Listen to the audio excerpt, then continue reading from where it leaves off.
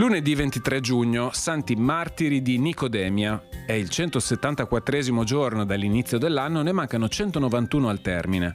Il sole sorge alle 5:21 e tramonta alle 21:05. La luna si leva alle 3:11 e tramonta alle 19:26.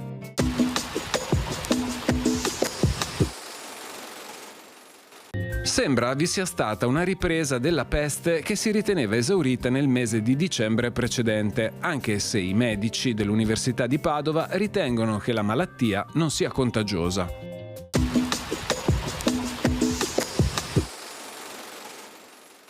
Le previsioni per domani. Cielo sereno o poco nuvoloso per nuvolosità medio-bassa al mattino, con maggiori addensamenti al pomeriggio in montagna, dove non è escluso qualche temporale, specie sulle Dolomiti. Temperature in rialzo nei valori minimi.